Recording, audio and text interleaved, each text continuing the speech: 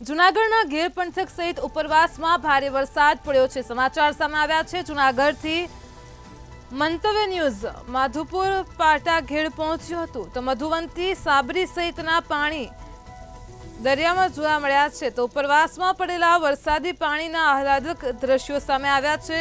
અહીં ખાસ કરીને દરિયાની નજીક ન જવા માટે સ્થાનિકોને સૂચના અપાઈ છે। જૂનાગઢથી સમાચાર સામે આવી રહ્યા છે। જૂનાગઢના ગીર પંથકમાં પણ જળબંબાકારની સ્થિતિ છે તો સાથે જ ઉપરવાસમાં પણ ભારે વરસાદ પડ્યો છે, જેના લીધે હાલ અત્યારે તંત્ર એલર્ટ થયું છે તો લોકોને પણ દરિયાની નજીકના વિસ્તારોમાં ન જવા માટે સૂચના અપાઈ છે। તો જૂનાગઢથી સમાચાર સામે આવી રહ્યા છે। ઉપરવાસમાં પડેલા ભારે વરસાદને પગલે અહીં આહલાદક નજારો સામે આવ્યો છે।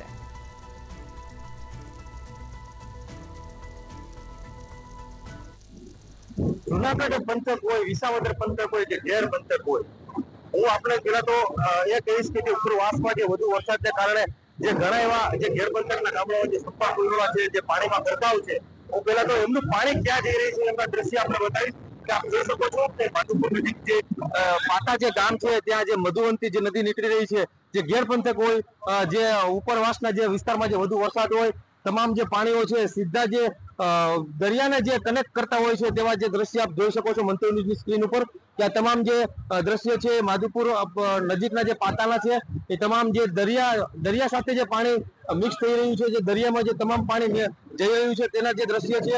અહીંયા જે દ્રશ્ય આપણે જે નિહાળાઈ પાટા જે ગામ છે તેની નજીકના છે ત્યારે મધુવંતી સહિત ઘેર પંથકનું જે પાણી સીધું દરિયાને મિલન કરતું હોય તેવા દ્રશ્ય છે। ચેતન પરમાર, મંતવ્ય ન્યૂઝ, માધુપુર।